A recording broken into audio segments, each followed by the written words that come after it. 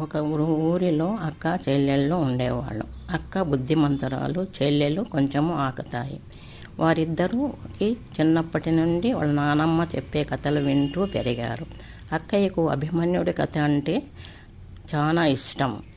గర్భస్థ శిశువుగా ఉన్నప్పుడు వినిన కథల వలన ఎంత మహావీరుడైనాడో మనకందరికీ తెలుసు. కానీ చెల్లెలు అదంతా థ్రాష్ కథలు, పుకిట పురాణము అని తోసిపడేసేది. వారు అలా పెరిగి పెద్దవారే వివాహమైనది. తర్వాత గర్భవతులైనారు.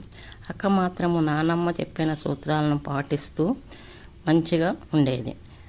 చెల్లెలు ఆకతాయితనము వదలలేదు, అలానే పెరిగినది. తర్వాత ఇద్దరికి ప్రసవము జరిగినది. అక్కకు నార్మల్ డెలివరీ అయినది, చెల్లెలకు సిజేరియన్తో పుట్టే బిడ్డలకు కొన్ని సమస్యలు ఉంటాయని పరిశోధనలు కూడా చెబుతున్నారు. కావున ఇప్పటి తల్లులందరూ మన నానమ్మ గారు చెప్పే సూత్రాలు, అది అభిమన్యుడి కథ కూడా సైంటిఫిక్గా రుజువైనదని చెబుతున్నారు. మనము పాటిస్తామా ఇప్పటి తల్లులు? ఇలా